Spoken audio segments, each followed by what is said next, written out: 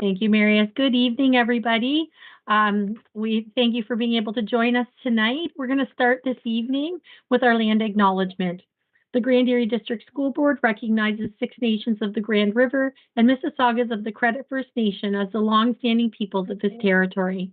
We honor, recognize, and respect these communities, as well as all First Nation, Métis, and Inuit peoples who reside within the Grand Erie District School Board. We are all stewards of these lands and waters where we now gather, learn, and play, and we commit to working together in the spirit of reconciliation. At this time, I'm going to turn it over to Sarah Dartling, our GPIC chair. Well, good evening, everyone, and welcome. Thanks for giving up your time tonight to join us. We're excited tonight to host our first guest speaker of the speaker series, and it's a joint presentation between Grand Erie Parent Involvement Committee, the Special Education Advisory Committee, Indigenous Education Advisory Committee, Six Nations Advisory Committee, and the Student Senate. So great partnership in bringing Samantha here tonight. So I'll just introduce Samantha now at this point. Samantha is a personal development consultant who specializes in teaching life and employability skills that are grounded by traditional values. She has over 25 years of communications experience and uses this knowledge to help build bridges of new understandings. The intention with her work is to enhance original ways of knowing and to nurture intergenerational gifts, creativity, and innovation. She is thankful for this journey of being a lifelong learner, researcher, teacher, and knowledge keeper. Samantha has recently accepted the gift to continue the work and research on Indigenous astronomy by her sister Sasha, who passed away in 2021. Sasha's passion for the infusion of Indigenous knowledge in education will continue to be remembered. Welcome, Samantha, who will be speaking to us about Indigenous astronomy as told by the Haudenosaunee, filling your spirit with stardust and astronomical knowledge.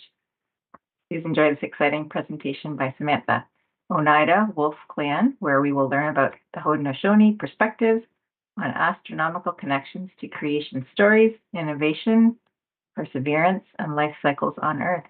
Excited to hear your talk, Samantha, so at this point, we'll pass it over to you. Sagali, Swagweg, Yagonaste, Noste, Nianget, Otahuni, Niwagitalod, Onyeta Aga, Niwagohajod. I'm thankful to share all of this knowledge with you. And on the title page, it does say Sasha Dockstader, my younger sister, because she really started this journey in research. So she created this PowerPoint. I've just been adding to it. So I'm thankful. This information, it's really precious to me. So I'm really thankful that I can share it with you all. And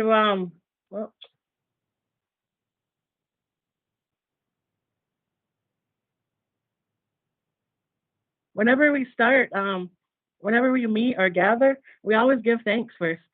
And that's real scientific on how we do that, how we bring our minds together as one and also give thanks to everything in creation. So Indigenous people, Ongwahome people, we've always been really scientific. So I'm just going to do a quick version of this. That means we're going to bring our minds together as one. We give thanks to the people, and that's all of us. And that we can still be in a good way. And that means, so that's how it will be in our minds. So we kind of start at like 9 o'clock and go counterclockwise. The next one, we give thanks to the earth, Onega Nasogu, the waters, Gahnio Handes, the small plants, Onunkwa Ogu, Oyunkwa Uwe, the medicine plant, and the tobacco, Jinhekwa, our sustenance, the corn beans and squash, Galunde Su, the trees, Gundilio Su, the animals, Ojit Daha Su, the birds, Owela Su, the winds, Dane Onaga Nuua, De Galiwakashu, Ainik, Gahawidu, Galiwayandekwa. Now we give thanks to everything above. Agwego Huskadi and Wakwenuni, Ungwahnigola, Dingy Tinu Heladunin, Ladisagayan Death, Jeet Segu Gadoga, Neo Dini Galoda, Dane To no Duhagine Ngwahnigo.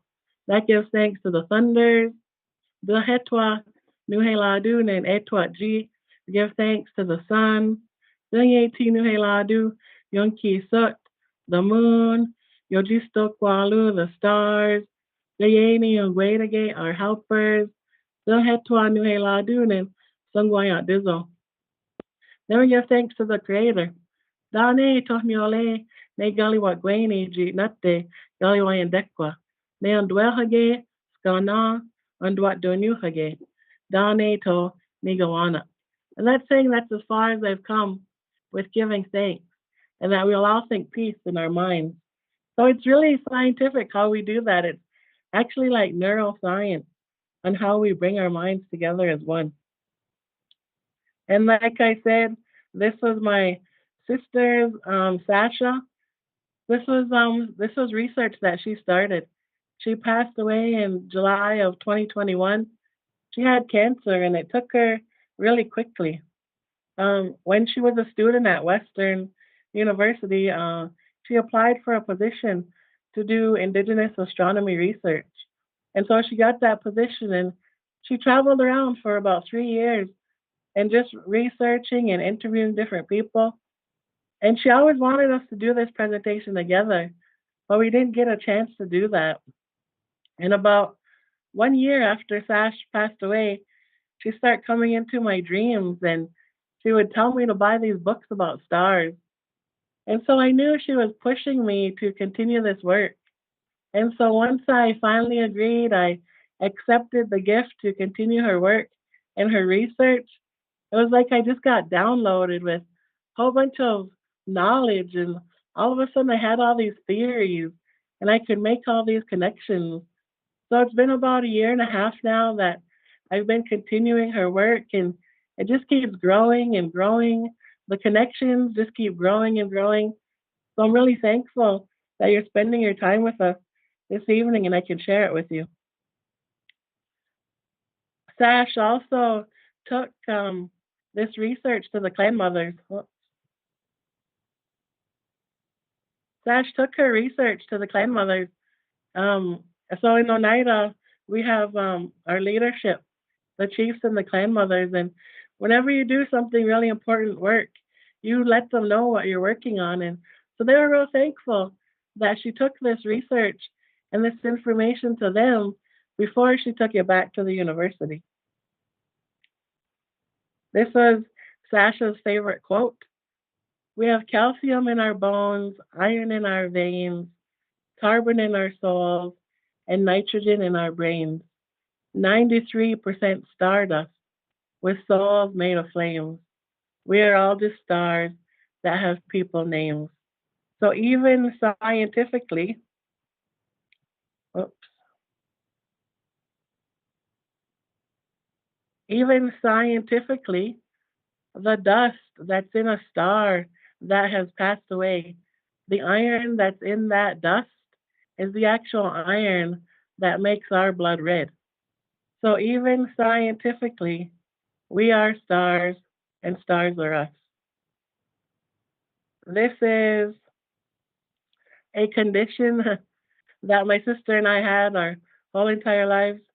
It's called nova lunosis, the state of relaxation and wonderment experienced while gazing upon the stars.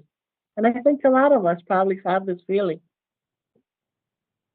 And it's because when we're staring at the stars, because we are stars and stars are us, we're staring at our star family in the sky, and they're staring right back at us. So we're staring at the stars in amazement, and the stars are staring at us in that same wonderment and amazement too. This is the first photo ever taken of a dying star, and it was released almost 1 year after my sister passed away. And this is the photo that showed me how beautiful death was. It showed me how beautiful that ceremony of death is, and it's equal to the ceremony of birth.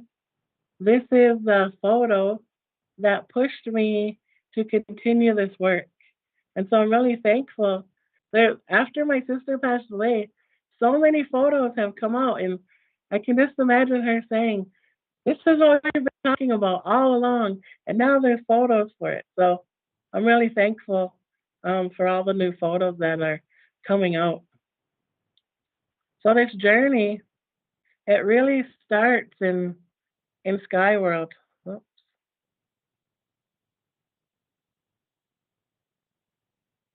This journey, it really begins in Sky World.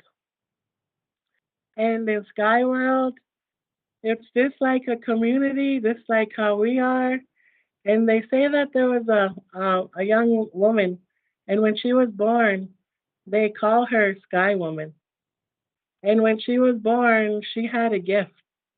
And her family and her community, they knew that one day her gift was that she was going to go on to do big things.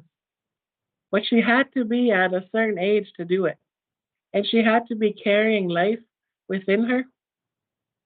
And so as Sky Woman got older, she found a partner and she became married and she became pregnant. And in Sky World, there was this great celestial tree. And on this tree grew many different fruits. And when Sky Woman was pregnant, she craved the roots and the dirt around the roots of that tree. And so she would tell her partner to get the dirt for her and those roots. Because a lot of our medicine plants, the medicine is in the root of the plant. And so she craved that when she was pregnant. And her partner, he would get that for her. And she craved it so much that the roots became weak. And when the roots became weak, the tree fell over and it exposed a large hole. This is this is a photo of a black hole scientifically. This is only the second photo ever taken of a black hole. In all of our creation stories, we have many versions of our creation stories, but every version has this dark hole in the story. And so, what a black hole is, scientifically even, it's how you cross from one universe to the next. And when you go through the threshold of that hole, it's a one-way journey. So once you cross through, you can't go back. And this black hole, Sagittarius A star, it's located along the Milky Way. And we're told in all of our teachings that the Milky Way is our pathway from sky world to earth world. And so this is my theory. But what if this is an actual photo of the black hole that's mentioned in all of our creation stories? Because you do see like three lighter areas on there, those three light spots. And the number three, it's real important in a lot of our teachings because they tell us that when the Creator first made people, He blew three breaths of life into us. So you'll see the number three, it'll pop up in a lot of our teachings and a lot of our understandings. So if Sky Woman comes through that threshold, as Sky Woman comes through the threshold of that black hole, that's actually like an event horizon. And so as she begins to fall through what we now call Earth World, it was all Water World. And Earth World still kind of is Water World because it's still 70% water. And so there was a turtle on top of the water, and there was water animals and water birds. And a sky woman fell as she came from that hole and she started to fall. The water birds, they seen her and they said, "What is that? I don't think she has wings. I don't think she can fly." And so they said, "We better catch her." So the water birds, they formed a bed and they caught Sky Woman. And the turtle, she told them, "You can lay her on my back." So the water birds, they lowered Sky Woman down to the back of the turtle. And when they laid her on the back of the turtle, they were having conversations with each other. And they asked her if she needed anything. And they asked her where she came from. And so Sky Woman brought certain things with her from Sky World. She brought Arjun Hekwa, the corn, the beans, and the squash. She also brought the tobacco, the wild strawberries, and the wild potatoes. So those are all really celestial seeds and plants. And she told the water animals that she needed some dirt, some soil to plant those seeds. And so the water animals, they told her, they said, we've heard stories about dirt, but we've never really seen it before. And so they all took turns diving down. And the only one that was successful was little Anogi, the muskrat. And he didn't survive, but he floated to the top with a handful of dirt. So Sky Woman, she took that dirt and she laid it on the back of the turtle and she planted those seeds that she brought and she began to start Earth. And she danced in a counterclockwise motion, like a shuffle dance, a women's shuffle dance. And she sang seed songs to those seeds to help them grow. And we still sing those same songs today. And that's why when we refer to North America, we call it Turtle Island because it was created on the back of a turtle. So then Sky Woman, she goes on and she gives birth to a daughter, and her daughter grows very rapidly. When her daughter is old enough, she gets courted by the west wind. Some also say Turtle Man. We have many versions of our creation stories, and they're all important. And so some say Turtle Man, some say the West Wind. And so he asked Sky Woman if he could marry her daughter, and she agreed. And he laid two arrows beside her. One had a flint tip, and one had none. And she became pregnant with twin boys. And then the twins are born. And the right-handed twin, who we now call the creator, or Songwayant Dizzle, he was born the natural way. And his brother, the left-handed twin, or we sometimes refer to as the mischievous one, he was born out of her side. And so their mother, she didn't survive childbirth. And so Sky Woman's daughter, she was buried in the earth, and she was the mother of the twin boys. So that's why we refer to the earth as our mother. And so the twin boys, they go on to create earth. Sungwaya Dizo, the creator, he had a good mind and he created everything with all his like love and good intentions and all of that goodness. And his brother, the mischievous one, he would come along and try to like mess things up a little bit. But what they really created was balance. And the left-handed twin, he actually told their grandma, Sky Woman, that it was his brother that was born the wrong way and killed their mother. So Sky Woman, their grandma, she kind of favored the left-handed twin a little bit.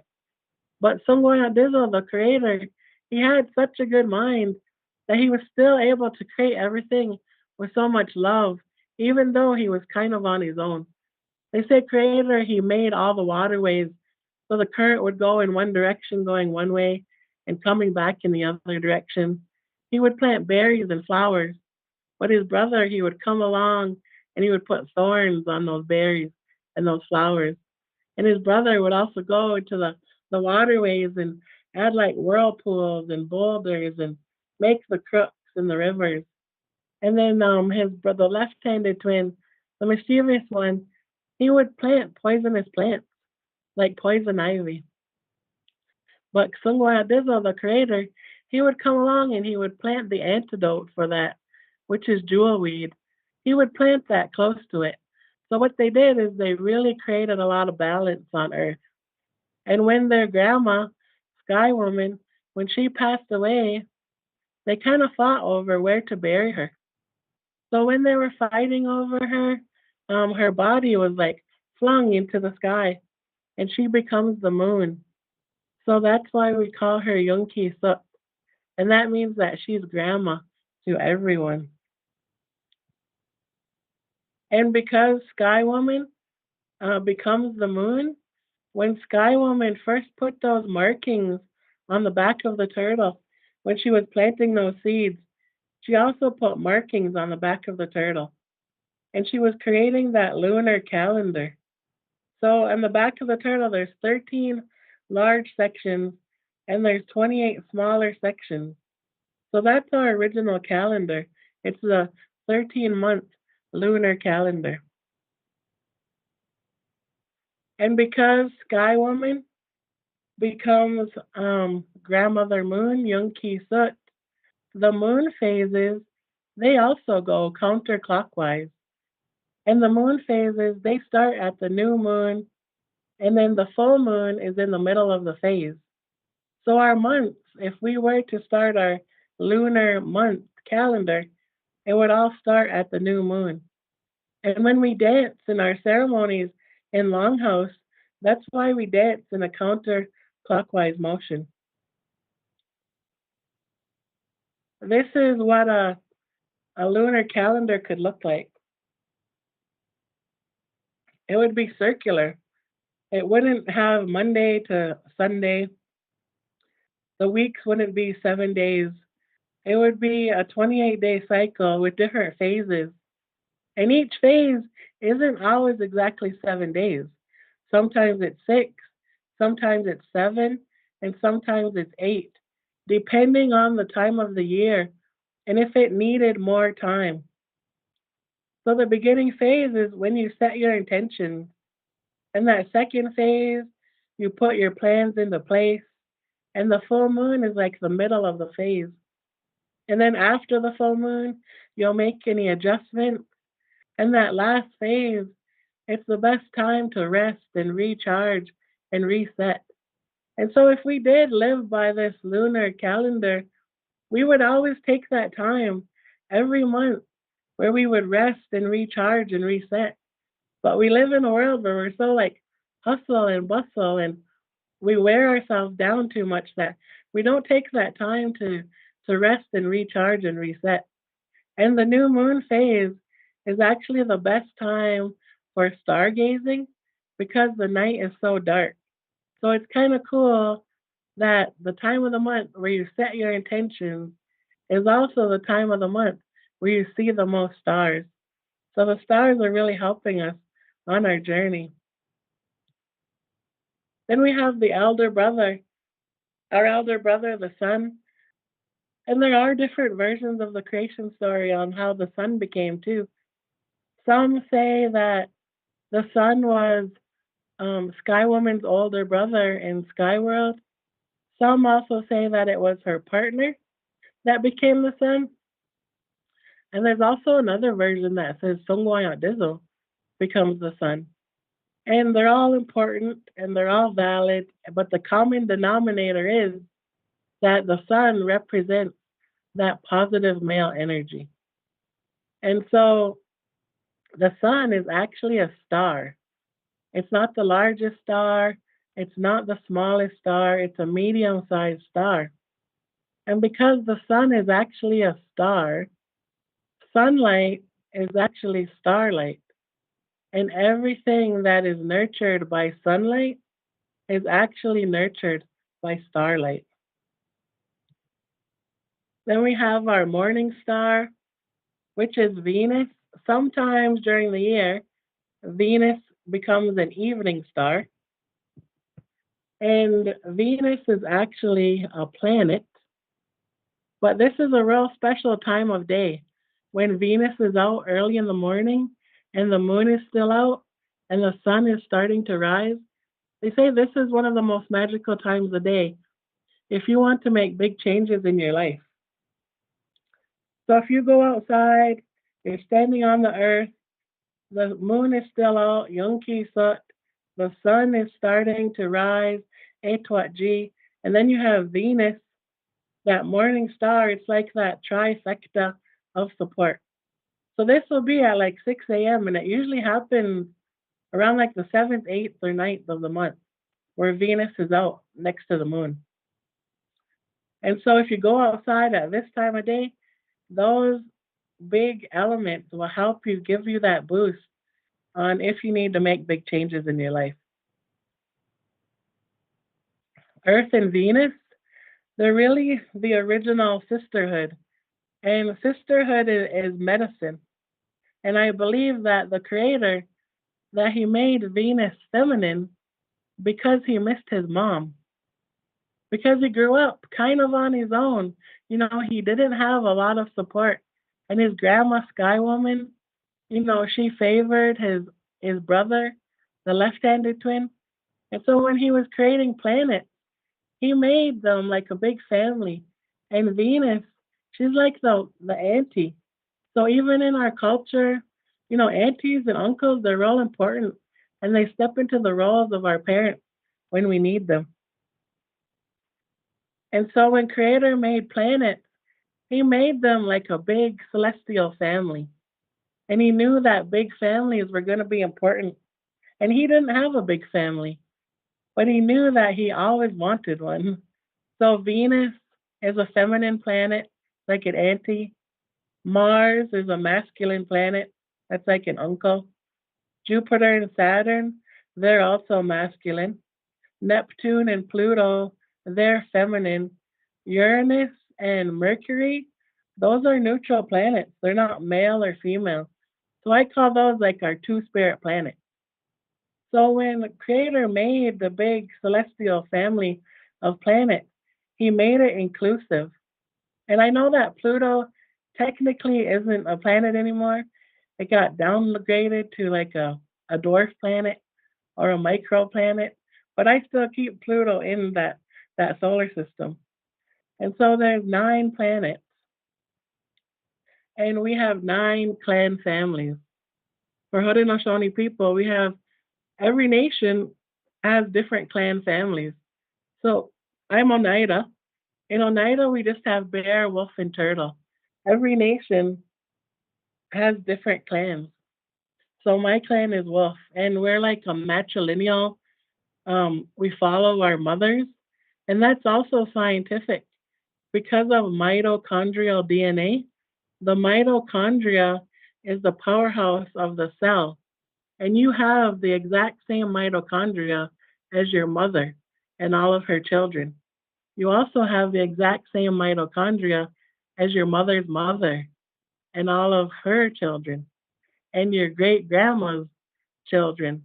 So everybody that's born to your mother, like even your brothers, we all have the same mitochondrial DNA. And we also all have the same clan. Then we have the eclipse that's coming up, the big eclipse, a total solar eclipse that's happening on April 8th. And in Oneida, the word is Wadwadahni Dasley. And the etymology of that word is that that motion when their paths cross, it means that they're backing each other up. That's what my grandmother told me. And so on this next total solar eclipse, it's gonna bring big things to reestablish that balance that we need in a lot of our communities, and not just our communities, like kind of all over the world. And so they say that the Great Law of Peace was formed because of the help of a total solar eclipse. And when the Great Law of Peace came over, like 1,000 years ago, when the peacemaker and Jaguntsase came, they brought that balance to all of our nations in our confederacy, and that we would live with a good mind and peace and have that understanding for each other. And so this is kind of like an exciting time um, to be for this to happen because this total solar eclipse, it's going right over all of our nations. And what a total solar eclipse is when those paths cross. So the sun is actually 400 times the size of the moon, but it's also 400 times further away. So when their paths cross, That's why they look like they're the same size. And the total solar eclipse, they happen every 18 months somewhere in the world. But for our region, this next total solar eclipse, the last time it happened was 99 years ago. And the next time it'll happen over our area will be in 120 years. So this is the only time that we're going to experience this in our lifetime. And so when those paths cross, scientifically, because the sun is 400 times the size of the moon, but because it's 400 times further away, that's why they look like they're the same size when they eclipse. Scientifically, they say that's a coincidence. But in our understandings, in our teachings, that's not a coincidence. That's strategic planning. And the sun and the moon, they knew that they would have to eclipse each other every once in a while to help us bring that reminder to have that balance and also to live with that good mind. And when the peacemaker brought that the peace, the great law of peace. And so now, this is a big time because it's the only time we're going to experience this in our lifetime. And even the elders, they tell us not to look at a total solar eclipse. And there's a lot of reasons for that. One of them is because it's harmful to our eyes, but then there's also like an emotional part to it. Because the sun and the moon, they're like family. And you know how when you don't see your family for a long time and you get really emotional when you see each other? And other people, they might say, "Oh, I'm going to step out of the room. I'm going to let you guys have a moment." It's kind of the same thing when the sun and the moon eclipse each other. And so it's that special that we don't even have to look at it. We just have to embrace the energy of it. The sun and the moon are 150 million kilometers apart. So that's a lot of energy that's going to be held in between them for those like 3 or 4 minutes. So we don't even have to look at it. We can just be out there embracing the energy of it. This is what a total solar eclipse will look like. So if you are going to choose to look at it, you have to wear the protective eyewear leading up to it. And when the total solar eclipse happens during those 3.5 minutes, that's the only time you can take the glasses off. But what's kind of cool about when an eclipse happens is you're also going to be able to see the planets. There'll be Jupiter, Venus, Saturn, Mars. And so it's going to get dark out, but it's not going to get like midnight dark. It's going to get dark like sunset dark. And so for 3.5 minutes, you'll be able to see the brightest stars in the sky if it's not cloudy out. And that's the only thing. If it's not cloudy, it all depends on the clouds on that day. And people ask me, are you going to look at it? Like the scientific astronomer side of me wants to look at it, but the traditional part of me, um, the cultural part of me, I don't feel the urge that I need to. So, am I going to look at the eclipse? No. Am I going to be there to embrace the energy of it? 100%. But I won't be looking at the eclipse.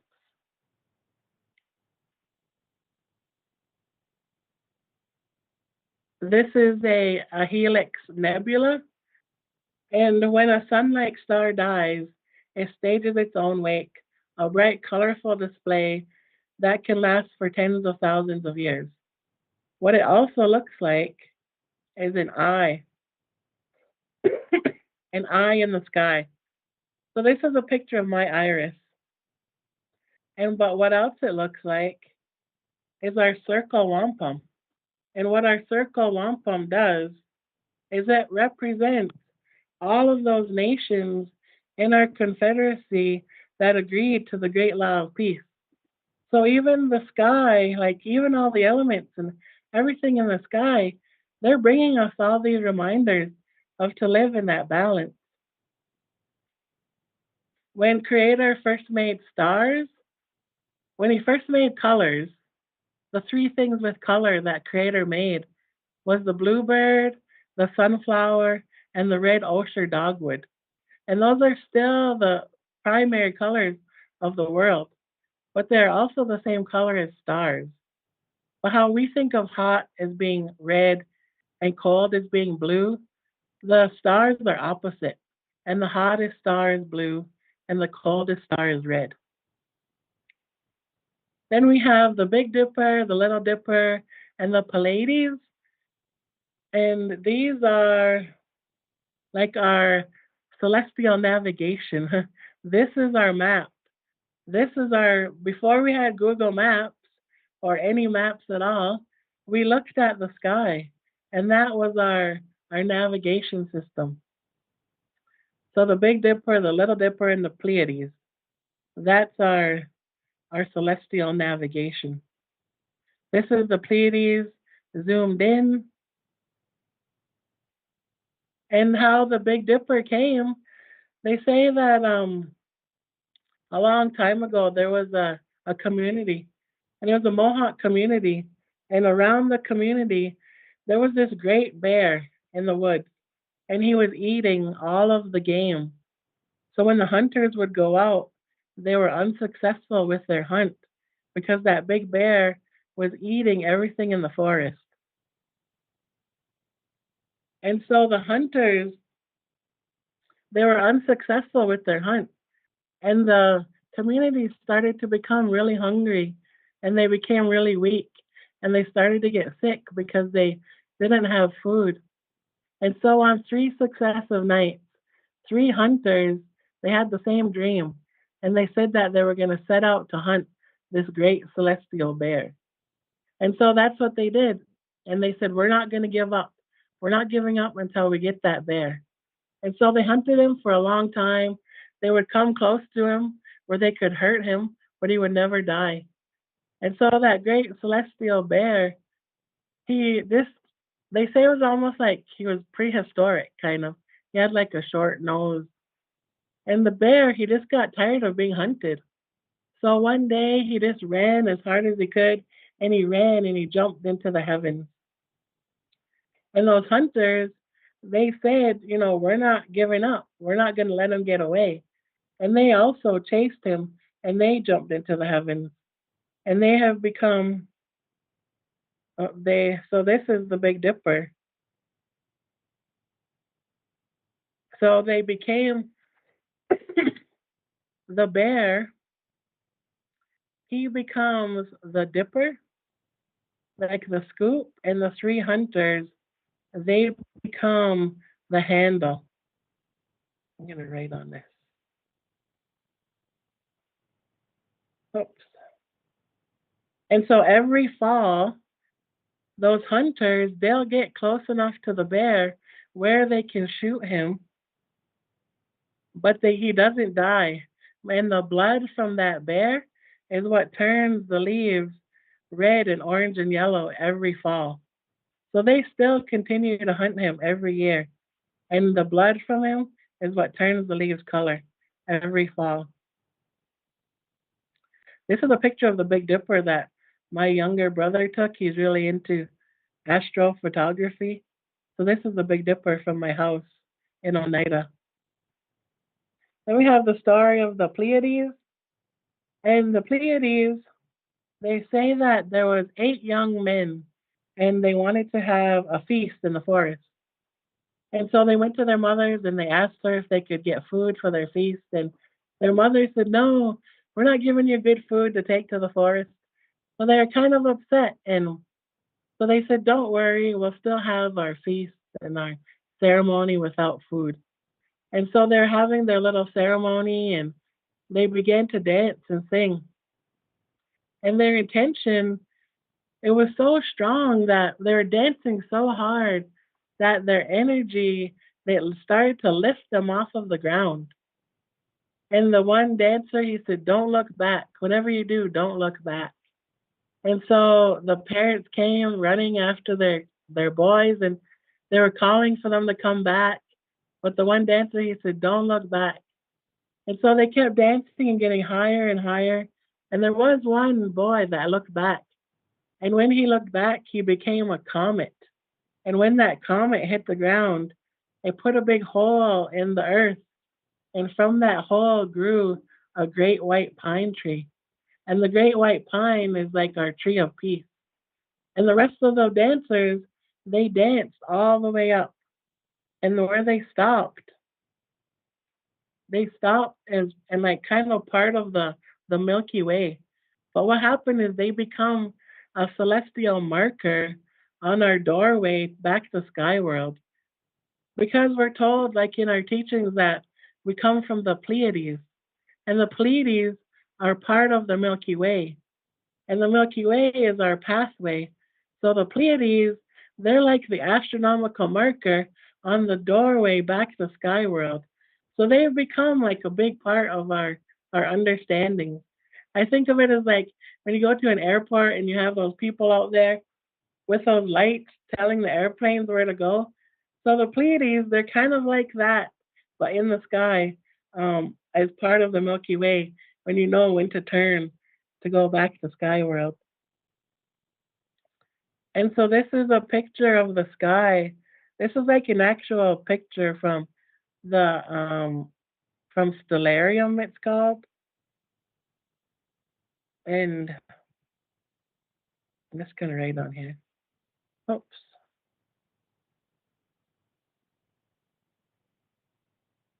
So this is, oh, I made that too big. But that's where the Pleiades is. And then you come from Pleiades, it's like the doorway to sky world. You come down the Milky Way, you travel down the Milky Way, you come from through Sagittarius A star, and then you come down to Earth. So this is a picture of the sky on March 15th, which was kind of cool because all the planets were out. And then over here is the Big Dipper. Over here is the Little Dipper. Oops, I can't draw that good um with my mouse. But that's kind of like a map of the sky world. So in case you're wondering how old our creation story is, the Milky Way is 13.6 billion. The sun is 4.6. The Earth 4.543. The moon 4.53.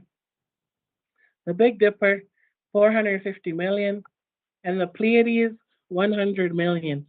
And even though these are scientific numbers, it's the way that they go, the order of them, how they correlate. We know the Milky Way was there first. We know the sun is older than the Earth and the moon. We know the Earth is just a little bit older than the moon because Sky Woman's daughter passed away and became the Earth. And then Sky Woman passed away shortly after her and then became the moon. We know the Big Dipper came later. We know the Pleiades came later. So even though these are scientific numbers, the correlation of them aligns with all of our creation stories. This is an Eagle Nebula, and some nebulas are like daycare centers for stars. And some of like when you're a little star, you kind of hang out in these nebulas until you get big and strong to go on your own. And this Eagle Nebula, it's located near the Milky Way. And our nebulas, because it looks like an eagle, the eagle in our understandings is like the messenger. It's the bird that can fly the highest, and is the messenger for Songoya Dizo, the creator. And the Eagle Nebula is right beside the Pleiades. This is how to find the North Star. If you line the Big Dipper up with the handle of the Polaris, then you can also tell time if you line the Big Dipper up with the North Star. and go counterclockwise, you can tell what time it is until the sun comes up. You can also measure daylight with your fingers, however many fingers you can fit. Oh, however many fingers you can fit in between the horizon and the daylight, that's 15 minutes. So if you can fit 4 fingers, that's 1 hour of daylight left. If you can only fit one finger, that's 15 minutes. This is the Dipper's position for the seasons. We also had astronomical placement of our communities. Everything is lined up with the moon and the stars and the sun. And so that's really archaeoastronomy, how we designed all of our communities based on our celestial navigation. Also, our longhouses, they also had that same placement. And the Senecas and the Mohawks, they're the keepers of the East and West. So their doorways are East and West. The Cayugas and the Oneidas were the little brothers. Our doorways go north and south. The Onondagas, they're in the center where the central fire is. They have one doorway, and that's in the middle of the longhouse. On the bottom is the Oneida Wampum Belt, which includes Tuscarora. So theirs are like ours. And so that's also archaeoastronomy. We also have the placement of our garden. And the garden is really like our original education system. And just like the sun told Sky Woman, don't worry, I'll always watch out for you. The sun also watches out for his sisters in the garden, the corn, beans, and squash.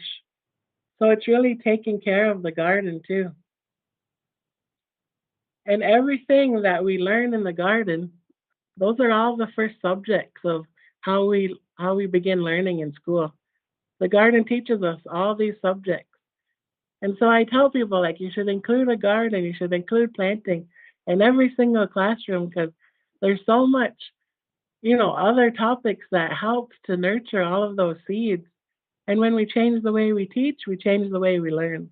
When we change the way we learn, we change the way we understand. When we change the way we understand, that's when we change the world. We're made of stardust, hydrogen, oxygen, carbon, nitrogen, and iron.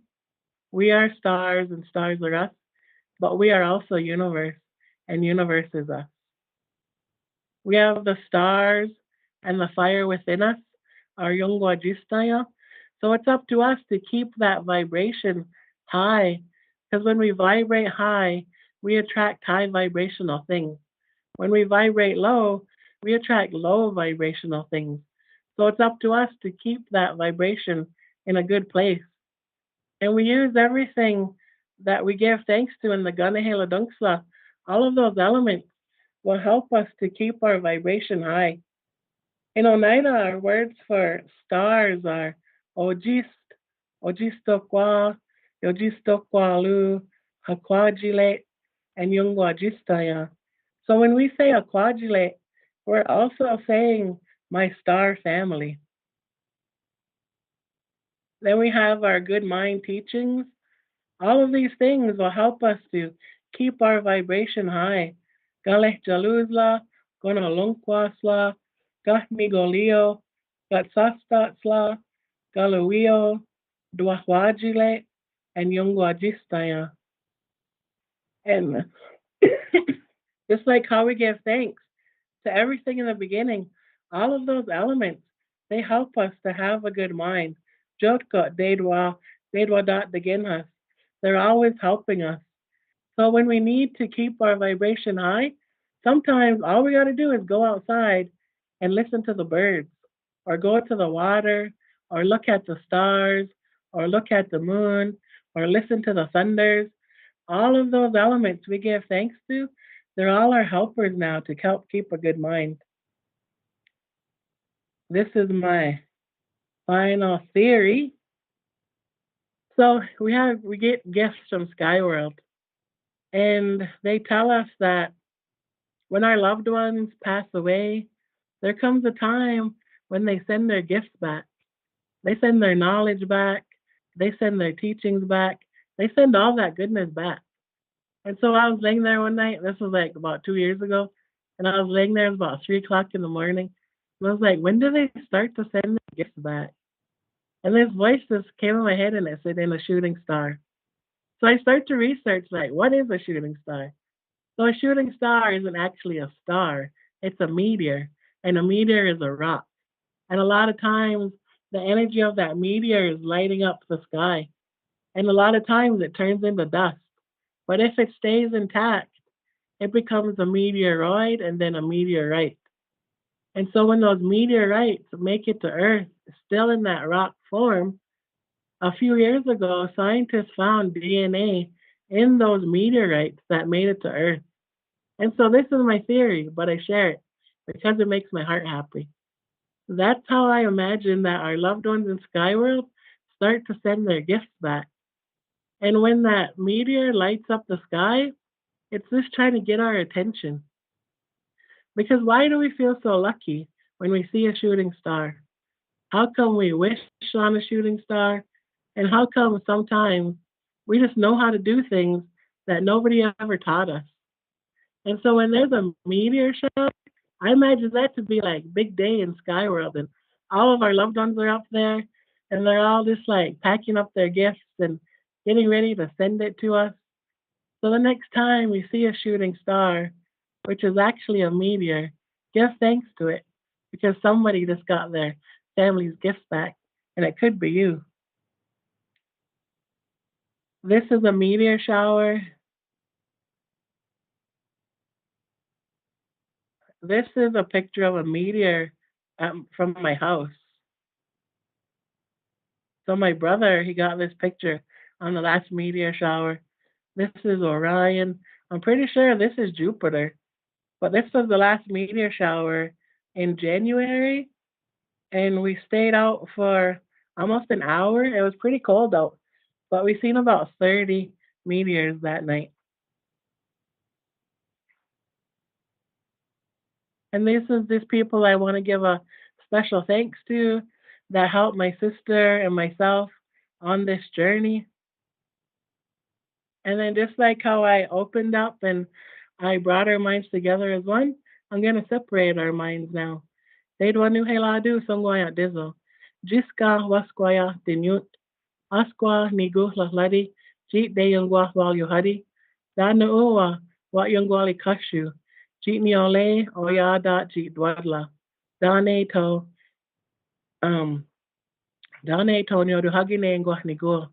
So what that means is I thank the Creator for bringing us together, and that He'll watch over all of us and in our travels. And now we're going to separate our minds until we meet again. So that's how it will be in our minds. So Yawa for tuning in. I think I can stop sharing this.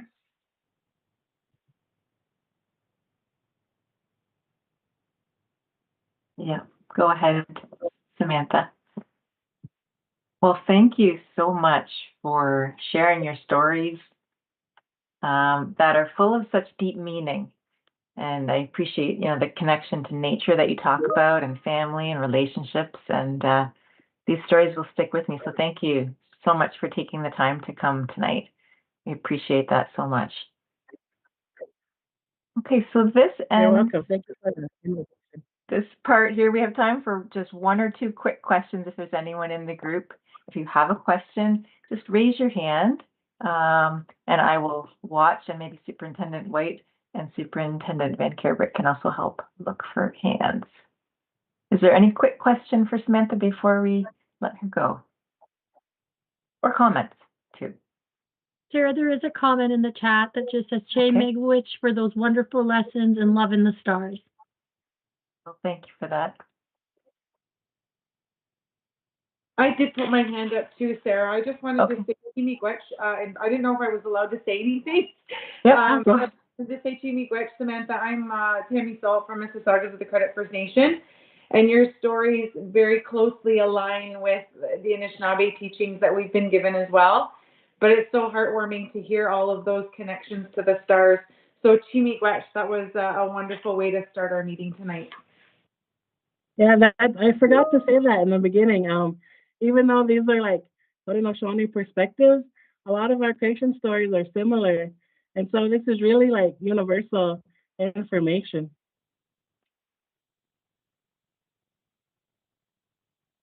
Just see something in the chat here too. So another comment, no questions, but thank you very much for this beautiful presentation. So much love in the stars and the sky. That's from Jude. Thank you for that, Jude. Or maybe Jude was a student. Yeah. Okay. Any other quick comment or question? I heard a voice, but no hand. Okay.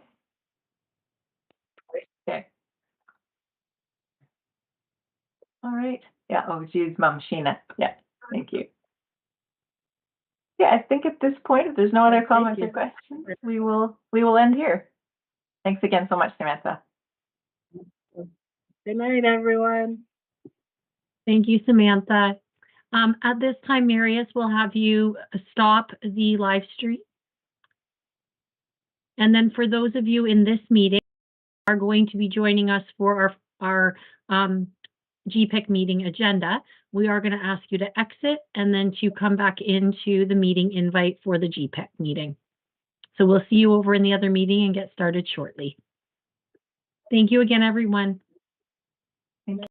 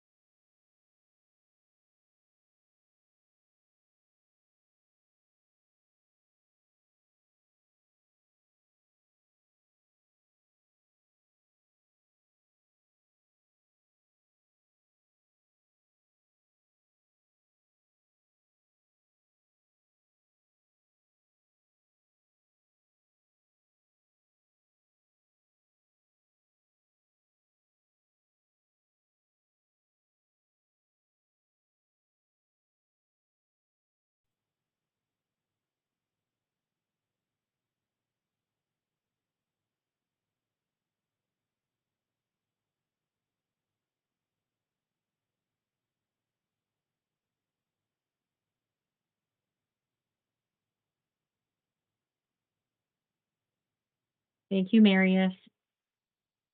Well, welcome everyone here tonight. We did start our GPIC meeting this time over in our guest speaker link, so some folks are just joining from there. And we did share the land acknowledgement over there already tonight as well. So at this point, I'll call upon Superintendent White to just confirm for the roll call and that we're live on YouTube. Yeah, so we are live, and Elaine, who is also online with us, will be doing roll call through the attendance within Teams. So at this point, we are able to continue with the agenda, Sarah. Okay, wonderful. Thank you. Okay, so again, we some of us were just over in the guest speaker, one of our speaker series talks tonight, which was the Indigenous Astronomy as Told by the Haudenosaunee, Filling Your Spirit with Stardust and Astronomical Knowledge by Samantha Dockstader. And it was a great time of storytelling and lots of stories with deep meaning. And so we appreciate her taking the time to do that for us tonight. Now, for those that were there, I know that we do have a feedback form that was shared in your package, but I think also Elaine was going to share it in the chat. Is that correct? Superintendent White? Sorry. Yeah. Yes, we'll get that loaded in the chat for people that are attending, but it was also directly linked in the agenda for tonight's meeting, so you can access it either of those two ways, but your feedback would be appreciated as we plan forward. Great. Yes, so thanks for taking the time to do that. So the next thing on the agenda is, of course, the standing item of the minutes and approving the minutes from the January meeting. And again, those were in the package. So of those here tonight that are voting members, I will ask for someone to approve the minutes. And we'll watch for hands if folks can help me here. I do see Jen. Okay, and someone to second the minutes as well. Another voting member in the group. I do see Brenda DeMille. Thank you for that. Okay. Any business arising from the minutes? So was there anything that anyone had noted there? Okay, so the minutes will be approved and forwarded to be shared at the board meeting in April. So next on the agenda here is system updates. So I'll call upon Superintendent White to share those with us. Thank you, Sarah. So a few system updates for you tonight. The first here shown on the screen is Kickstart to Kindergarten. So kindergarten programs, we know, create safe and exciting places for all of our children to begin their educational journey. And this journey is a partnership with children, their families, educators, and of course the kindergarten environment.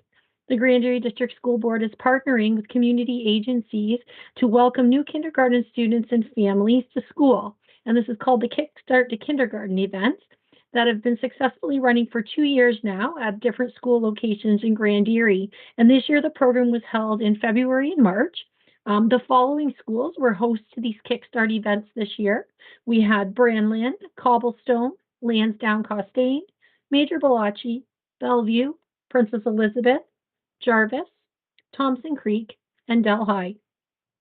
And the Kickstart Kindergarten program allows families to make connections with the school community agencies, including partners such as Public Health, Lansdowne Children's Center, and Haldeman Norfolk Reach. And every kindergarten student who attends the Kickstart events interacts with a one-on-one screener to complete the Look-See developmental checklist.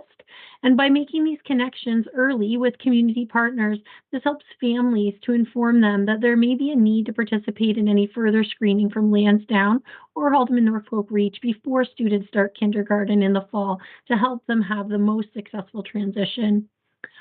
Additional information from community partners includes our early on centers, before and after school programs, parks and recreation, library, and there's also an optometrist on site.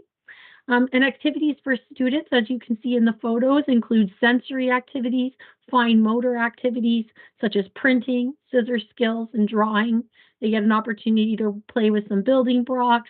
There's a reading center. We had math manipulatives and craft materials this year. So it's a really fun and exciting event to engage and introduce students to kindergarten. And families have an opportunity to meet the kindergarten educator teams and have short conversations with any of the community partners while students engage in the different activities. So we were excited about our Kickstart to Kindergarten events this year. Next slide, Elaine. Showing here is a photo of students from jail. Oh, sorry, the next slide. We're just going to wait for it to come up. Thank you. So showing here is a photo of students from J.L. Michener School in Cayuga who have added a sticker to their Learn, Lead, and Inspire board at school. And they have been sharing new things they are learning. They're leading by thinking things through, and they're inspiring each other to work through challenges. You can just see their smiling faces that they're very proud to be recognized on the Learn, Lead, and Inspire board at their school. We move on to the next slide. We take a look at learning that's happening in Grand Erie. These photos highlight on the left some free language classes that are offered on Saturdays for children who want to learn a new language. And STEM activity at Greenbrier School is on the right, where students had to make a device to move snakes without being able to use their hands. So that was a really engaging activity.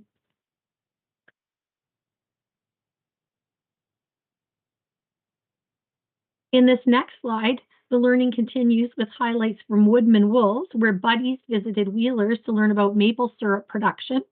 The middle image shows grade 9 students from Cayuga Secondary Leadership class exploring what makes an ideal school and encouraging student voice and collaboration through that activity. And on our top right are more Cayuga Secondary students in the media arts learning about Photoshop while creating self-portraits.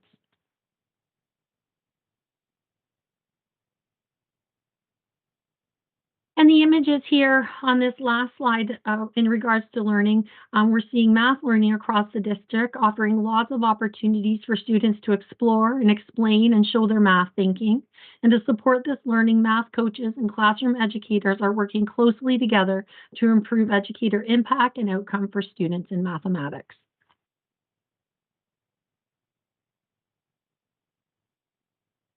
The next thing I'd like to highlight is the Right Fit event. Before you are some images of this event that was recently held at the Gathering Place in Six Nations, where grade 7 and 8 students from Six Nations of the Grand River and Mississaugas of the Credit First Nation came together to learn about programming in our secondary schools. And this is led by our Grand Erie Indigenous Education team and transition teams. And it was a great way to support transitions for these students into Grand Erie.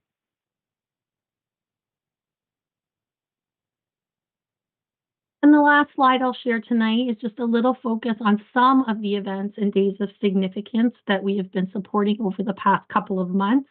And just to highlight a few, we had recognition of many staff that support the work here in Grand Erie with World Social Work Day this past month. Throughout February, schools across Grand Erie explored Black history and the importance of continuous learning. International Women's Day was supported with resources and activities as well. We are wishing our Muslim community a blessed Ramadan in March and April. Students and staff were rocking their socks for World Down Syndrome Day and wearing purple, supporting epilepsy around the world. And disconnecting and turning off lights for Earth Hour was a symbol of commitment to the environment. And again, just naming a few of all of the events and days of significance that are celebrated and learned about across our schools in the district. And I think that is all for my report tonight. Thanks, Sarah. Okay, thank you for that. I always love those updates and the photos and images of things that are happening in the schools, so thank you for that. Okay, next on the agenda here is updates from the board, and I'll call upon Trustee Salt or Passmore, and I'm not sure if Trustee Passmore is here, so Trustee Salt, do you want to take it from here? Yeah, I can take it from here. Thank you, Okay. for the, Sarah. I appreciate that. So we'll go to the first slide. I think there's another picture. Yes. So on Monday night at our board meeting, Emerson Craig, a kindergarten student at St. George German Public School, was recognized with a Learn, Lead, and Inspire award. Last year, Emerson and her family faced a tremendously difficult situation. Emmy's baby brother Logan was diagnosed with a form of cancer. a journey which has brought many ups and downs. To help work through the experience, Emmy decided to share her family's story with her class. She wrote and illustrated a book about her brother's cancer struggle with the goal of raising awareness and bringing hope and support to other young people that are facing cancer diagnoses. She focused on Childhood Cancer Awareness Day, which took place on February 15th, and she presented her story to the leadership team made up of students in grades 7 and 8 at her school. The inspiration grew from there. The whole school got behind the day, wearing yellow shirts and writing messages of hope that were shared with young people facing cancer at McMaster Children's Hospital. As the calendar changes over to April, marking Cancer Awareness Month in Canada, we all have a chance to learn from the story Emmy has shared and continue shining a positive light during challenging times. And she was such a sweetheart at the board meeting, and it was very nice to be able to share that with her family. Okay, next slide.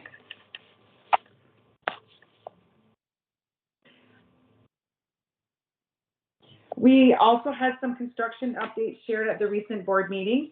This included updates on the Caledonia Joint Use Elementary School, Southwest Brantford Joint Use Elementary School, and shown on the slide, I think you have to go back one, are some images of the Elgin Avenue Public School addition and renovation. All these projects are in progress, and it will be exciting to see these projects unfold moving forward. And that's all I have from the board table. Thanks. Thank you so much for that. And what a touching story of that you shared with us. So thank you for that. Okay, next on the agenda here is school highlights. So we always like to leave a bit of time on our agenda to hear from school council chairs that have something they want to share. So I'll invite if anyone has a comment here now of something that's been happening at your school or something you'd like to share with the group. We'd love to hear it. So any hands for that? We'll keep an eye. Does anyone want to share? Oh, I do see a hand. Erin. Go ahead, Erin. Hi, I'm from Banbury Heights. And recently our school council decided to, with our money that we had saved up and fundraised, to allow the students in the classrooms to put together proposals for what they wanted us to spend our money on. So we gave them guidelines and they put together proposals. And we were very surprised that we had no classes asking for technology. We actually had one group ask for new books for the library. So that was awesome. We had some ask for new soccer posts for the back and a community garden. And we also had a request for kindergarten toys. So it was really fantastic. We got to fund 2 of those projects. And we're currently working on putting all that together for them. Oh, I love that, Erin. What a great way great to get them involved and really find out what they want. So thank you so much. It was fantastic. I love that. And good for the kids too to have to draft up the proposal and state their case. So thanks so much. Thank you. Does anyone else want to share?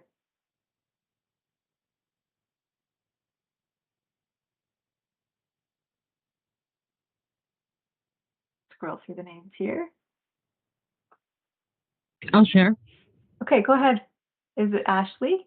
Yeah. Yeah. So, okay. What I will share about our school is not necessarily anything that we've done in school council, but just to give a shout out to our new principal, Mrs. Terpstra. So we have seen our school has been through some ups and downs. We've had a lot of temporary principals. And we have seen a humongous change in the school in the very short time that she's been with us. I think it's been maybe a couple of months now, if that. She is invigorating the school. There's so much positive change, and it's been really great to see as parents and as parent council how engaged she is and how enthusiastic the staff is and the students are. Well, that's great to hear, and a good reminder for us of how one person can make such a difference. So thank you for sharing. Yeah. It's great to hear. Okay, I did see another hand, but now I don't. Oh, no, that's Erin's. Erin, did you have something else to say? No, I just forgot to put my hand down. Sorry. Okay. I do see, I think it's Sheena, who's under Jude's name. Hi there. Yeah, go ahead. I'm not sure if this is the best place to ask, but oh shoot. I'm sorry, some difficulties with my mic. Okay, you're breaking up a little bit. Sorry about that. Yeah, I'm having some cord difficulties with my mic there. I'm just wondering if anybody, we're trying to do like a school event for parents because we're struggling with parents getting involved with parent council. So we were thinking of having Garth Bell as a speaker at our school. We're trying to do like an inclusion and belonging speaker series, and we're wondering if anybody has any experience with Garth Bell or what his talking points are. I've tried to Google him and I don't see much come up, so I was wondering if anybody here knows anything about him or how I can get more information. Okay. Pete, can we maybe get you to help with that? We've got That's a great- Superintendent Ash on the line here, and he can maybe help support. And I Great. know that Mrs. Dean has had yeah. Garth at the school as well. Well, why don't we let Miss Dean give a little bit first, and I can kind of maybe backfill up because she's got some experience directly with him supporting her school. Hi, Miss Yeah. Dean. Hello. You were Who am I you saying were hi with to? this principal for a while. I don't know if you remember me. Yeah, they moved me around. Nice Yeah. to see you. Nice to see you.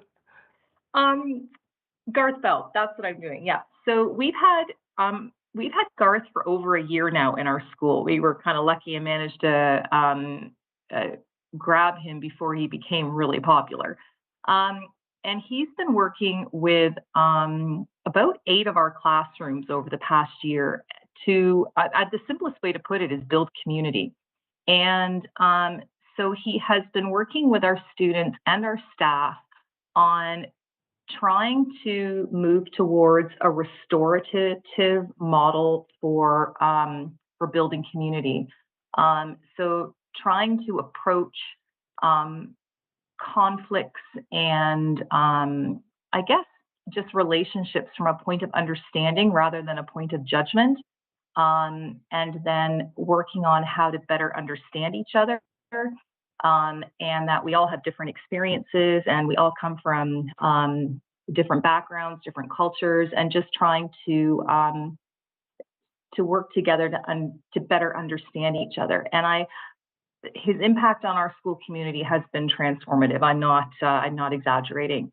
Our kids like use the language that he uses with them. Our kids are able to better understand the impact of like highly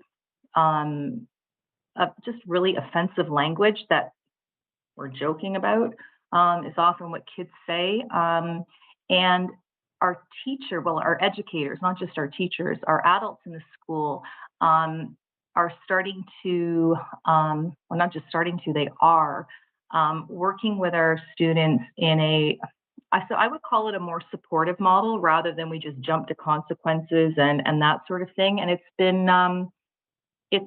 been really, really impactful. I would highly recommend working with him. And he's done a couple of staff trainings with our staff as well, and really helps us look at things differently. He comes at things from a different perspective and a very, very personal perspective for him. And he's a really interesting, neat kind of guy. I think you'd really enjoy him. Okay. Would he be, do you think that would be appropriate to have, like, would he do like an hour or 45-minute talk with like a group of parents? I'm sure he would. I think he already has, if I'm not mistaken, Pete. I'll let you, yeah. Thank you. Stop talking. Yes. It's okay. Thank you. Yes, he has actually supported other schools and gone to do presentations to other parent councils. And I would say that Ms. Dean expressed it really well. A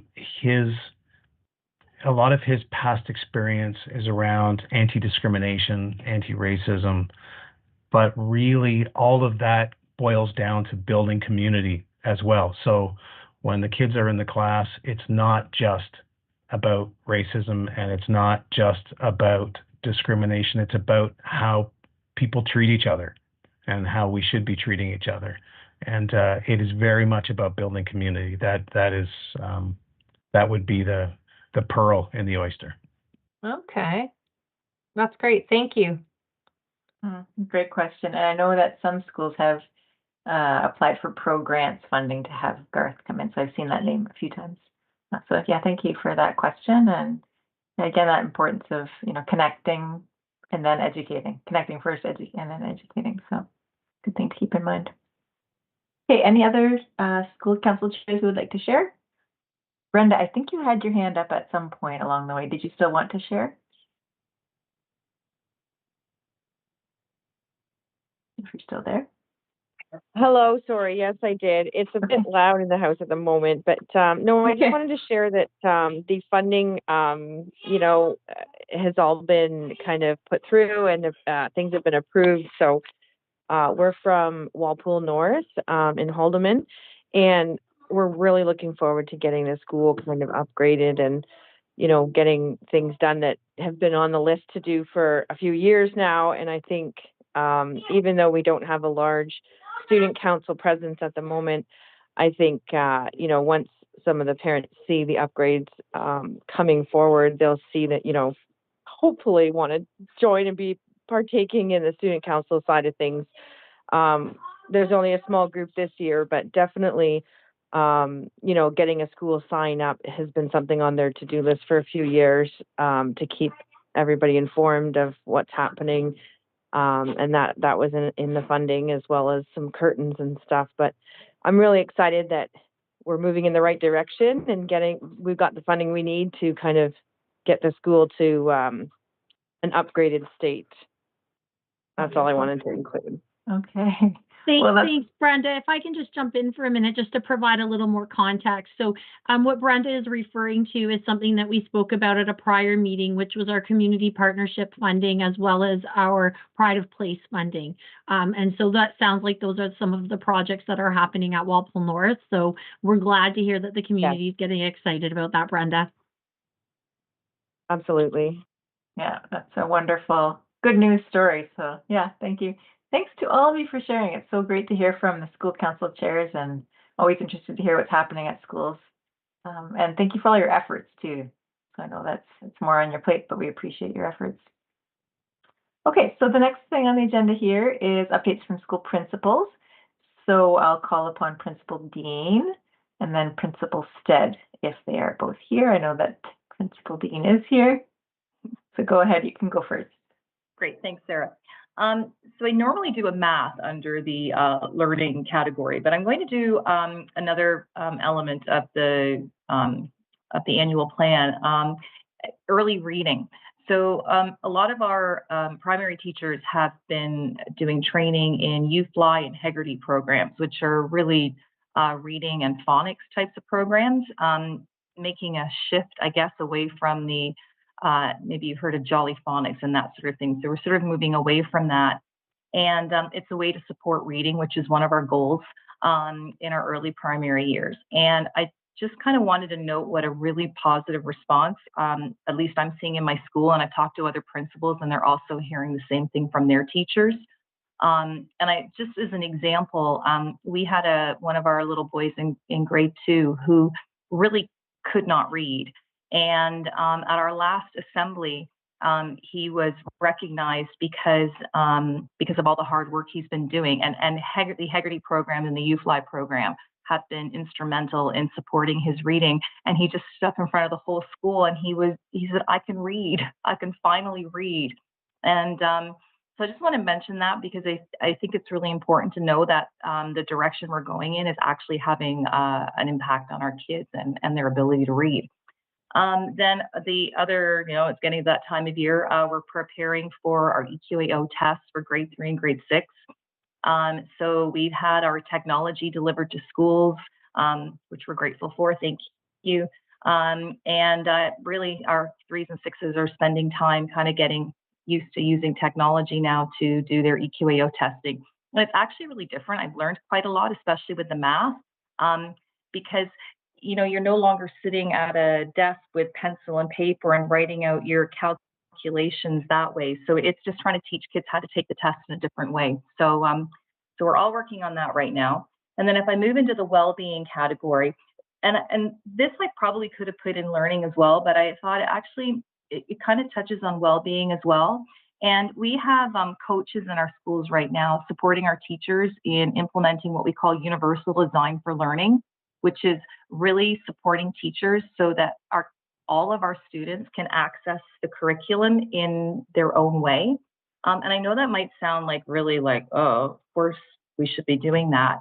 And obviously a lot of teachers do, but I think there's also still some thinking that all the kids should be able to access all of the curriculum in the same way at the same time. And our coaches have been really instrumental in supporting our teachers to program in a way so that our kids can access curriculum in different ways and then build next steps, which are really, I guess, unique to each child. And those coaches have been really, really impactful as well. So I just kind of wanted to touch on that and share that.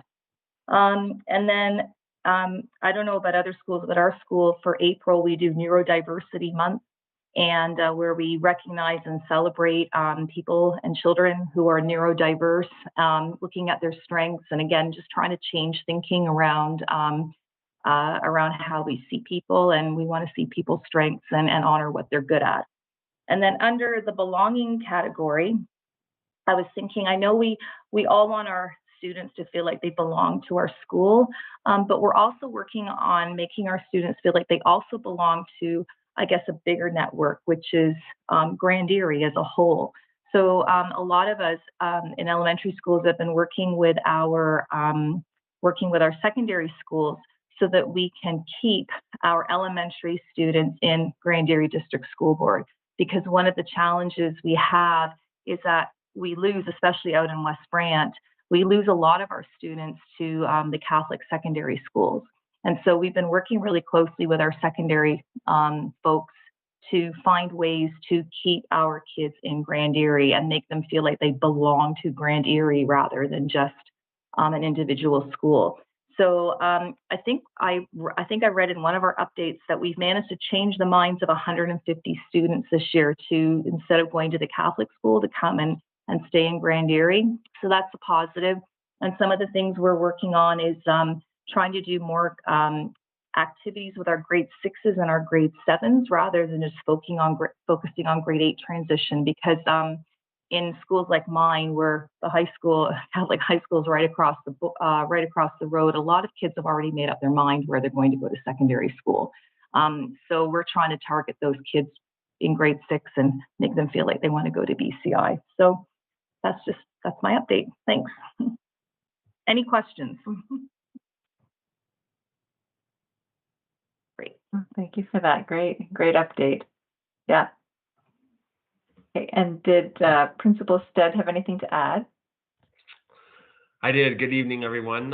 Thank you very much for the opportunity to speak on behalf of secondary. So as in the last meeting, I highlighted some of the awesome things that were going on in Norfolk schools. So I just wanted to take the opportunity tonight to kind of do and pay homage to the Haldeman schools this time around. Then I'll finish with the branch schools. So some wonderful things going on in the schools as well. Starting in Cayuga, they took part in their polar bear plunge that they did and partnered with the OPP, which I know was a lot of fun, a great opportunity to partner up and to collaborate with our police officers. So I know that was a lot of fun that they took part in. They have also hosted a cultural day just recently, which was about some food and about some dress, but also went deeper into some of those cultural pieces. As Cayuga kind of continues to change in its fabric, they also want to make sure they're supporting their entire student body and school population. So they've done some wonderful work there, led by Principal Mitchell and Vice Principal Miller, in making sure that all students have an opportunity to kind of explain who they are, where they're from, and just trying to showcase the wonderful student population that they are and that they are becoming there. So some really exciting things that took part during that cultural day. And also just highlighting and giving an opportunity to also work with the staff. So they've had some staff wellness days opportunities for staff to connect on some different levels and for them to refresh themselves and reboot, because we do know that that's obviously a very important thing for our students, that the staff also have that opportunity to kind of refuel so they can give their most to the students. For myself at Dunnville, we continue to really want to work on inclusion. And so any of you that had the opportunity to see Michael Jacques, if you did when he was at PJ, we did have him in with his father Marcel, and we did have him speak to my staff, which I thought was just a wonderful opportunity. And if we do ever have him back, I certainly would encourage, if you didn't have a chance to hear him, they have a wonderful message they deliver, and certainly I know it was very powerful for my staff as an opportunity to kind of lead that inclusion at Dunnville Secondary. I think also, as Brenda had mentioned, at Walpole, we are very excited as we continue to refresh and work through some of the building and environmental pieces at Dunnville Secondary. Certainly, being able to do those sort of things, I think, really brings that pride piece, not only for the students, but also for staff to feel proud in their building. So having the opportunity to kind of highlight some of those pieces as we work through our Pride of Place and our CPIP in this upcoming year, certainly we have some really good things on the table that we think will continue down that avenue. At Hagersville, I know they've just recently had a mural. They've worked with a local artist to have a mural created and placed in the cafeteria, which I think will be a wonderful piece moving forward to make sure that the student representation there is certainly something that encompasses that student population. I know they're excited about that being part of their cafeteria as well. And then just looking at McKinnon Park, they had their NTS, they were a drama participant at the NTS at BCI, and so some students said that really had a great experience with that. From an extracurricular and athletic standpoint, they did have their senior boys basketball team who did finish 5th, so they thought that was a wonderful showing, and then their junior girls volleyball team actually won Kawasa. So some great things from the schools that way. I think for us collectively as schools and as administration, we certainly are continuing to focus, as Principal Dean did say, on those transition pieces. So now that we have most of our students have selected on where they're going next year, I think the key thing now is to continue to support them in that transition piece.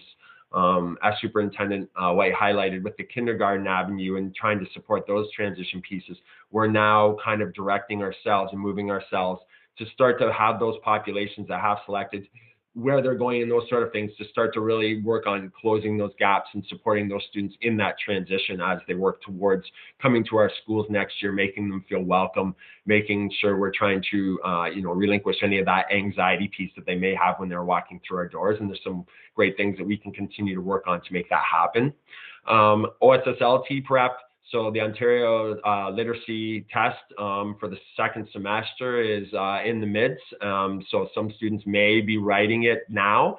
Certainly some are writing it in the very near future. So as Principal Dean said, I think for us, the big thing is we're not in any standpoint, nor do we believe that we're ever going to teach to a test, because good pedagogical practices will include what is on that test. And certainly I think that's how we all feel when it comes to the literacy test. But I think the important thing is just making sure the students get the opportunity to hop on and actually see the hardware and able to navigate the computer system so that they are comfortable with those pieces when they do go to write the test, to decrease that level of anxiety. But there are also some wonderful tools built into it to support students to make sure that they are making sure it's equitable for individuals when they do write the test. So we certainly want to make sure that the students have access to that. They've been able to see it and work through it, and they have that comfort zone with it. So that was something else.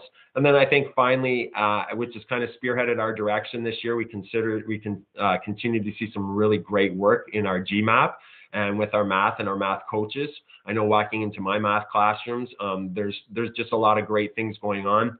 We're using these spaces, vertical spaces that we've continued on from last year, where we have students up and moving. It's a great opportunity for teachers to use it as a diagnostic, but it's also a really good opportunity for kids to teach kids when they're partnering and learning at the boards, and just seeing more kids taking a little bit more risk in their learning.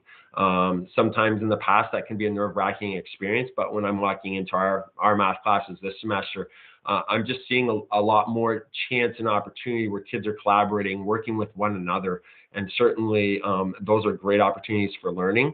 And that partnership between our math coach and our math teacher has certainly been a really great experience for our school this year. And I know that I'm speaking on behalf of the district with that as well. So just I think some great things that are going on in the Haldeman schools, and just overall some wonderful pieces that we continue to support from ministry, but also from board level, and just really excited to really have a great, strong finish here to 23-24. So. Wonderful. Thank you for those updates, and that's great to hear that kids are being supported with the EQAO tech too. So that's great. Great to hear. Thank you so much for both of you for those updates. Okay, so next thing on our agenda here is a pro-grant funding update. So this is exciting, and I will turn it over to Superintendent White to report on this whole project of the pro-funding grants and schools that will be getting some funds. So go ahead. Absolutely. Thank you, Chair Darling. I will preface that something happened with my slide, so I'm going to speak to some information that's not actually showing on this slide, but I do apologize. So as you'll recall from a prior meeting, funding is provided to school boards to work with school councils in collaboration with their administrators to lead projects and provide opportunities that promote and support parent and caregiver involvement in schools. And projects or events, they do need to align with ministry commitments to address social inclusion, racism, create safe and welcoming environments, demonstrate respect for parents as valued partners, and to inform parents about the expectations of the Ontario curriculum and other supportive resources. So there's a wide range of entry points for school councils and schools to be able to put projects and activities together to access this funding. So this year we had 27 school submissions, all of which have been approved for funding. So the total funding contributed to these projects is $22,520, and some school councils will be adding some additional funds to those projects depending on the scope of them. What you should have seen on the screen is a variety of elementary school projects, which included family events that focus on math learning, cultural diversity events, and support well-being and belonging. And a few schools will be accessing Garth Bell, which we had a question about earlier, to be one of the speakers at some of these events. If I can get you to switch slides, Elaine. This particular slide shows some secondary school projects and also projects where schools have joined together collaboratively to host a community event for all of their schools. So again, you're seeing things like guest speakers and parent outreach events to be highlighted. So we do look forward to having schools share the impact of their events upon completion. And Jeff shared that he had Michael Jacques come to Dunnville. Michael Jacques was also a pro-funding activity for Pauline Johnson. Michael is a public speaker and an activist who in 2018 wrote a self-published book entitled I Can't Read, Can't Write, Here's My Book, using speech-to-text technology. In 2020, he released a children's book that he co-authored with Heather Gale entitled I Belong, Can I Play? So at a young age, Michael was diagnosed with autism and an intellectual disability. And from the title of his book, he can't read and he cannot write. And yet he wrote a book. And he shares his experiences from his life to help audiences understand accepting and belonging. So he presented to both high school and intermediate students from feeder schools during the day at Pauline Johnson, and then to families in the evening. And the intended impact was to promote equity and inclusion for learners of all abilities in our schools. And so that was a successful event that's already been completed. And thank you to Pauline Johnson for sharing those outcomes with us. And that's my update for pro funding. Okay, thank you so much. Lots of great events happening in the spirit of parent engagements, which is really the focus. So that's great. Okay, so this next item on our agenda is we have just a bit of learning session. So we have 3 different topics, and Superintendent Van Kerbrook and Superintendent Ash will lead this part. And maybe we'll pause after each segment and just see if there's any questions, and then we can move on to the next if that works for all of you. Okay, so at this point, I will turn it over to the superintendent to take it from here. All right, thank you, Chair Darling. So the first we have is the solar eclipse, which was mentioned in our earlier presentation. So on April 8th, there will be a full solar eclipse, and we are, Grand Erie lies in the path of totality for some of our board, which is exciting. It did, it did have us move our PD day so that is also on April 8th. But every student across Grand Erie will be receiving a pair of protective glasses. McMaster has been generous and provided that for our students. So those should be coming home kind of end of, not this week, kind of end of next week, so that the students will have those protective glasses if they, choose to want to see the eclipse, because as we heard, we're not going to see another one in our area in our lifetime. So this is a pretty exciting event. So that's the first piece that I have. The second one is we also have some curricular updates. So the Ministry of Education has provided us with some new updates to curriculum, some new courses actually. And so first would be the updated kindergarten curriculum. So this actually, they have given it or started to let us know that it will be coming in September 25. So it's not this September, but the one after. And it's the change in it will change the focus a little bit, and it will be a focus on early literacy skills and the foundations of math and STEM education to align with the learning in the most recent revised grade 1 language, math, and science and technology curriculum. And it also addresses some of the outcomes from the Right to Read report around making sure students can learn how to read. The next piece is there are some updates to the grade 7 and 8 history curriculum. So beginning in the 25-26 school year. So again, it's another one that's not September, but the year after. All students will learn about the overwhelming achievements of Black communities in Canada, as well as the many challenges faced and overcome, including contemporary impacts of Black racism as parts of the mandatory curriculum expectations.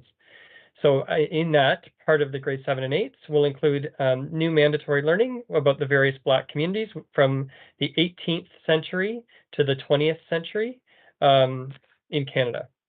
There's also some updates to the health curriculum, which I'm going to have Superintendent Ash speak to you about.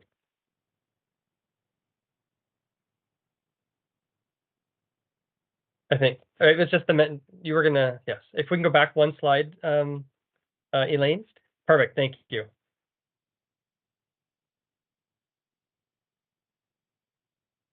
So there's also, I guess I can take it's okay. There's also some updates. As we shared, I think previously, that the grade 7 and 8 students across Ontario will have mental health curriculum, literacy curriculum built into their health curriculum. And so that is, in some schools, it's already happened. Others, it's happening by the end of June. So there are some pieces where our 7s and 8s are learning more about what mental health and mental wellness and what that looks like, and how to help our students learn more about how to be well in their whole being. In secondary, we also have a number of updates in our secondary curriculum. The first one is that to join previously released science, math, and literacy language, there will be a new de-streamed geography for grade 9 students. So that will, there'll be some minor tweaks in that. That will be a continuation and build off of the grade 7 and 8 curriculum. The business, grade 9, 10 business courses are getting 2 new courses. The first one in grade 9 is focuses on the business environment, specifically looking at students developing their own entrepreneurial skills and how to take initiative, adapt to change, find creative solutions, and understand financial considerations for entrepreneurship. And in grade 10, the focus becomes more around today's economy. And so students will develop the knowledge and skills needed to be an entrepreneur, but also looking at responding to local and global markets. And within that, looking at the skills of accounting, marketing, information and communication technology, financial management, human resources, and production. Grade 9 and 10 technology is also getting new curriculum for September. So I should have mentioned that the secondary curriculum are actually effective September 2024. So there is These courses are similar in their description, but it's the grade 10 one is a brand new one. The grade 9 is a little tweak from before. And so these hand-on courses enable students to apply the engineering design principles or process and other technology knowledge and skills that were introduced in earlier years. Students will design and safely create prototypes, products, and other services, working with tools and resources from a variety of industries. And then lastly, the grade 10 history will also get a component that's related to Black history. And that one's looking more at the contributions that Black Canadians have had in Canadian society post-World War II. And the careers course will have an update to include mental health literacy for students, will be added to that course as well. And so now that is all I have about curricular updates. So there's quite a few coming for September and the September after. And now I'll turn it over to Superintendent Ash to talk to us about the school climate survey or census. Thank you very much. First, an apology to Superintendent Van Kerbroek. I had a little bit of a technical glitch as it was time to speak there. And he did a fine job of explaining the grade 7 and 8 health curriculum, which is a focus on mental health literacy in grade 7s and 8s. There are 3 modules for grade 7s and 3 modules for grade 8s that will be completed by the end of this year. And staff had training and support in how to deliver those modules. So thank you very much, Superintendent Van Kerbroek. Thank you, Chair Darling, for the opportunity tonight to present information regarding the upcoming school climate survey for 2023-2024. I'm bringing this information to GEPIC and to other committees such as SEAC and IAC to ensure that committees are aware of the survey's administration. This information has also been shared with teachers' unions, Grand Erie families, and principals through central communication and through a public website. At this time, I'd like to draw your attention to the screen in front of you and the schedule that's on the screen. The table provided outlines key dates in the administration of the school climate survey this year. As per the schedule, elementary families have already been notified of the survey and about the availability of the website, which includes copies of the surveys and has the ability to translate the content into many other languages. Parents of secondary students will receive their messaging on April 5th, as per the schedule, but can still now access the website from the scrolling banner at the top of the Grand Erie website. School boards are required to conduct a school climate survey every 2 years in accordance with the Education Act and PPM 145, which regards progressive discipline and promoting positive student behavior. The survey is voluntary, it is anonymous, and it is confidential. No one will know individual responses to the questions. The information is compiled and used by Grand Erie District School Board to enhance the student experience. The survey assesses students' experiences at school and helps leaders and educators better respond to students' needs in the classrooms, the board, and school levels. There are 2 surveys. One is for grades 4 to 6. The second is for grades 7 to 12.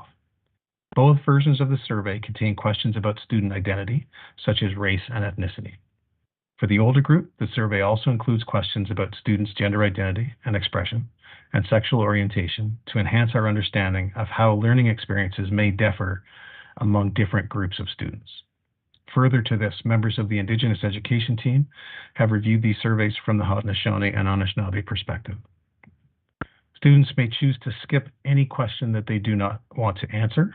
Parents may also choose for their students to opt out of the survey entirely by notifying the school by phone or by email.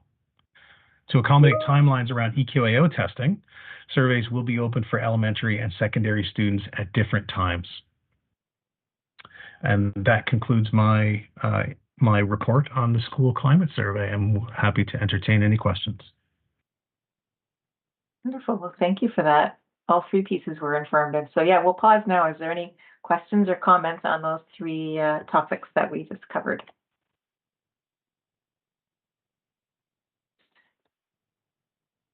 Chat here. It's great to hear more context about the school survey. So thank you for that. Yeah. Again, any questions or comments on those pieces? I see any point. So, okay. That's fine. Well explained, I guess. Okay. Well, we'll move on to the next item here. And that is just an update from GEPIC that we're excited to say in the spring we'll have an in-person event hosted. It's going to be on April 25th, so mark your calendar, 6 to 8:30. And we'll have a guest speaker.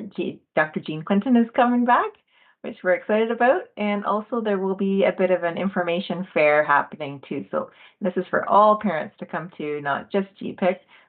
So for now, hold the date in your calendar, tell your friends, and plan to come, and more details will be coming soon on that. So we'd also like to thank, there's a few chairs that have helped sit on a planning committee for this. Brenda DeMille, Heather Thompson, and Jen Smith. So we thank them for their assistance with some of the planning pieces, and also their willingness to be involved that night and speak as school council chairs to inspire others to maybe look into doing that at their own schools. So I think it'll be a great night coming together. I'll be able to meet many of you in person, which will be great, and we'll all be able to chat and connect with each other. So that's that we're excited about that. Dr. Jean's talk, I just wanted to mention this. Her presentation will focus on the power of relationships, belonging, and connecting. And we know how important that is for students and families to feel those connections. So looking forward to that. And of course, exploring through theory and how the brain is built through the context of relationships and resilience, and offering some practical suggestions. That's what she'll bring for us that night. As mentioned, we'll have bit of an information fair. So we've invited some community partners will be coming, some Grand Erie departments such as specialized services, curriculum, school culture and well-being, and Indigenous education. Human resources will be there to share some job opportunities, perhaps even some fundraising vendors, and then some school council chairs, Brenda, Heather, and Jen, taking the lead to be at a table and share why it's valuable to get involved in schools in this way. So lots of exciting things on deck for April 25th, and we hope everyone can make it. And again, mentioned, tell your friends, and plan to come out that day at Waterford District High School. And the reason for that location is that it's kind of central because Grand Erie is so broad. So we'll see you there that night. Okay, the flyers should be out soon, so watch for that. And you can share it around in your networks. Okay. So that leads us to the very last item here on the agenda, which is the next meeting. Just one left for the year after the event, and that's May 23rd, 2024. And we have a speaker, Dr. Andrew Campbell, lined up to come that night. So that takes us to the end of our agenda, 8:26 p.m. In closing, was there any other comments from the group tonight at this point? No, it's always a full agenda and lots of great updates, and it's wonderful to be together. So again, thank you for taking the time to come and join us tonight, and have a happy Easter. And we'll let you go. So meeting adjourned. Thank you. Good evening, everyone. Happy Easter. Yes, you too. Take care. Bye now. Bye. Marius, you can end.